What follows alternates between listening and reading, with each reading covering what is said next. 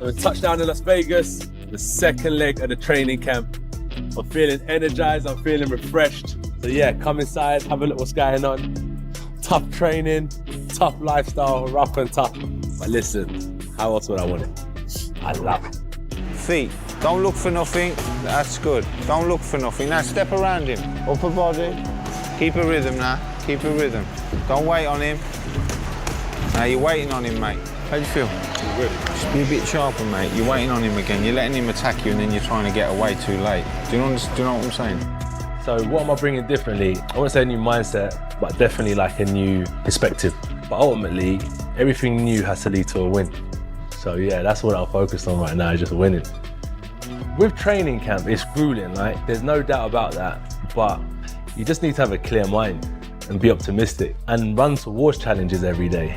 And that's how I'm able to get through, is just the perspective I have. JakePaul versus Anthony Joshua is officially set for December 19th, but the real story isn't the fight itself. It's the dangerous transformation that just ignited inside AJ. Good.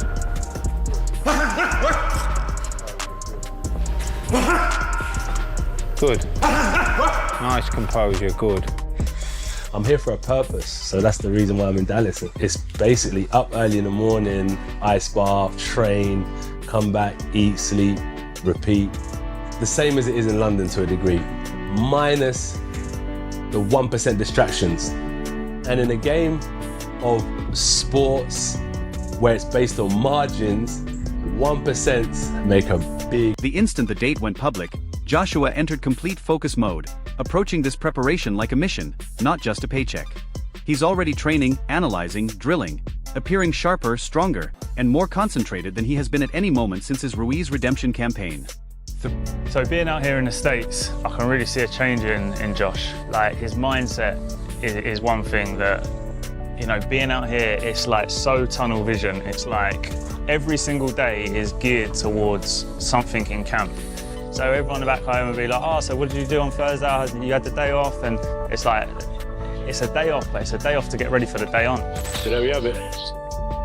Back on my feet. I got through the pain of the blister. Back to work.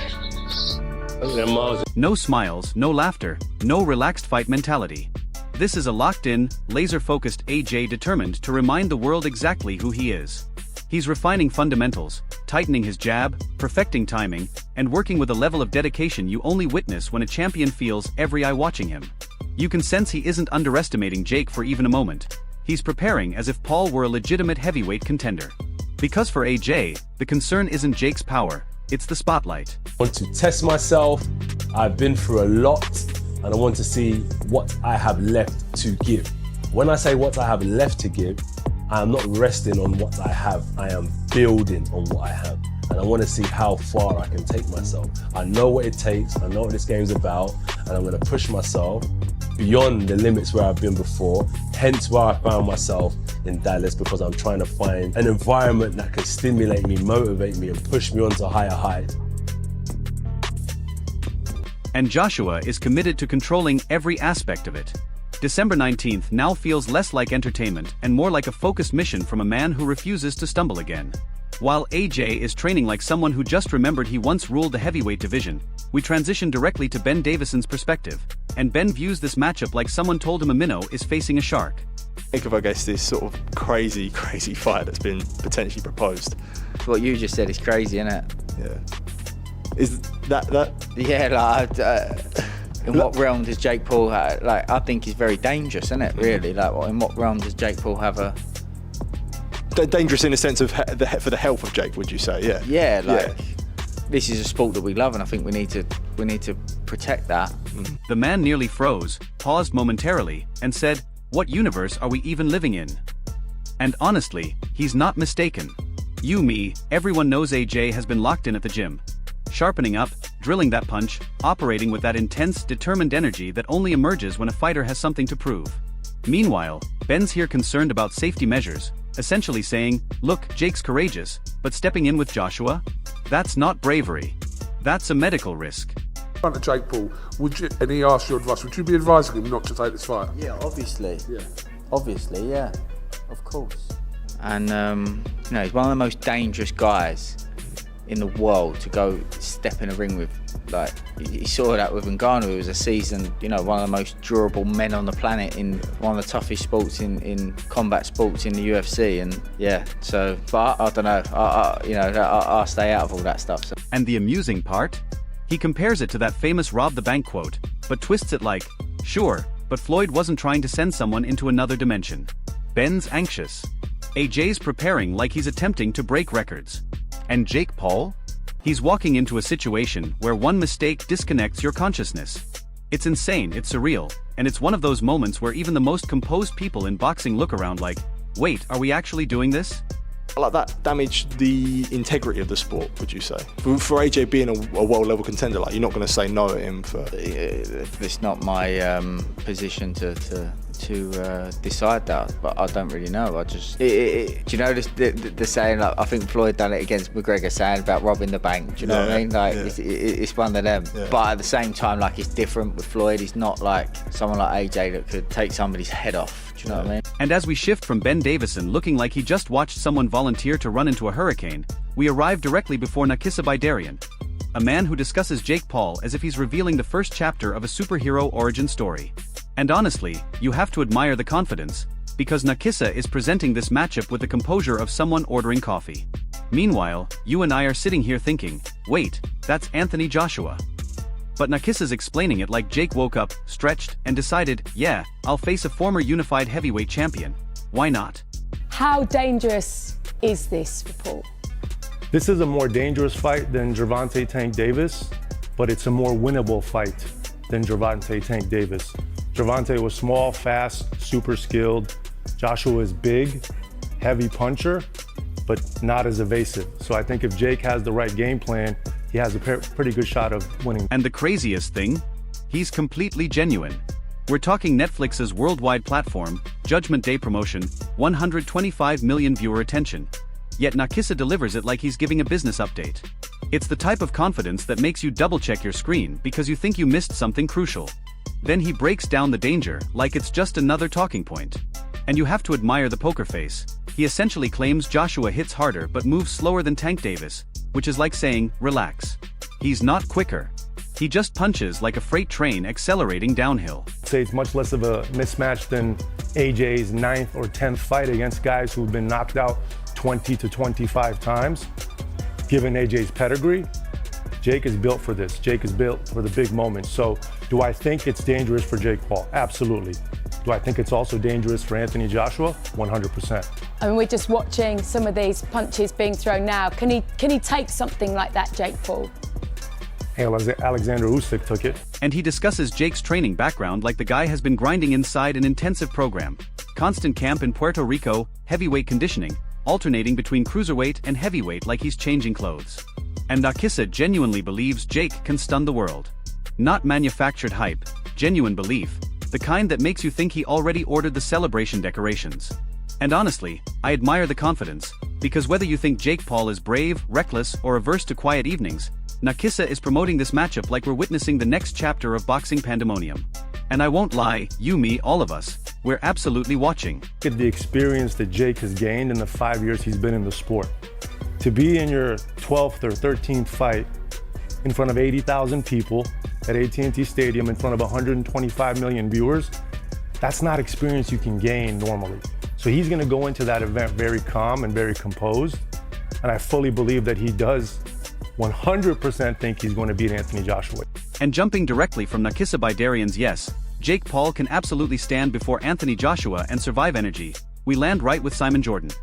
A man who reacts to boxing chaos the same way your father reacts when you say you're leaving your career to become a street performer. And Jordan, oh, he's livid. You can hear the disbelief pouring through his voice. He's essentially saying, a content creator fighting a two-time heavyweight champion in New York on a weeknight? Who authorized this expansion? And honestly, we're agreeing with him. The man isn't even diplomatic. He's discussing fighter safety like Jake Paul agreed to spar with industrial equipment. Meanwhile, AJ is in Texas chopping wood, lifting mountains, and sweating like this is just another standard heavyweight session. We can pretend there's uncertainty here, but let's be honest, every time someone mentions Jake entering with AJ, your mind immediately plays that ominous "this could end badly" soundtrack from every catastrophe film ever created. as a YouTuber or not, he's licensed to fight, which means that the governing body should be suggesting that this is not a fight that possibly they should be looking to sanction. Yeah. But they will, because the sanctioning fees will be enormous. Anthony Joshua will not lose his legacy like some people are suggesting, because no one will remember it in 2 or 3 years' time. If he embarrasses himself in there, they'll remember it. But if he goes in and knocks him out in 30 seconds flat, or turns it into a little bit more of a sort of Jake LaMotta, Raging Paul, holding him up for a few rounds and then knocking him out, then people will forgive it. He'll get a big bag of money, which most people in the world would take, and move. But Jordan doesn't stop there. Oh, absolutely not. He goes fully traditional boxing enthusiast, having a breakdown live on air, and honestly, it's somewhat magnificent.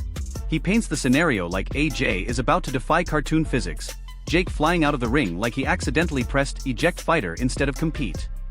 And naturally, he delivers the classic criticism: the sport is becoming spectacle.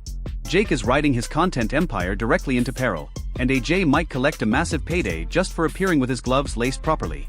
While Jordan expresses frustration, we're sitting here with popcorn because, let's be real, this matchup is chaos, money, drama, entertainment, tradition, danger, content, comedy. Possibly even a physics demonstration, all combined. And whether you support Jake, criticize Jake, or just want to witness what happens when the internet collides with a heavyweight punch, you and I both know we're watching every moment. Joshua from any meaningful fights post that, and it worries me insofar as I should be worried on behalf of JakePaul, because he's got plenty to say for himself, that someone somewhere along the line is going to get really hurt. And you watch the fight on Saturday evening where you watch Echo Esserman get knocked out of the ring and hurt by Jack Catchell. He's a professional fighter. I don't care whether JakePaul is a professional fighter now at a certain level. He's not even a Southern area level. He got beat by Tommy Fury. He's going to get seriously hurt if Anthony Joshua wants to turn up. And honestly, after hearing all these reactions, watching AJ train like he's attempting to rewrite physics, listening to Nakisa speak like this is JakePaul's championship tryout, and hearing Simon Jordan practically plead with boxing officials to intervene, here's my honest opinion. This fight is the perfect blend of genius and insanity. On one side, you have Anthony Joshua, a man who can pulverize a heavy bag into fragments, entering camp with that cold, silent intensity that only surfaces when a fighter's legacy is being challenged. On the other side, you have JakePaul, the only person alive who approaches heavyweight boxing like an optional final challenge. And the insane part? That's precisely why it succeeds. Boxing isn't purely sport anymore, it's worldwide entertainment. This matchup confirms it. Jake brings the viewership, AJ brings the devastation, and together they've manufactured a fight even dedicated traditionalists can't dismiss.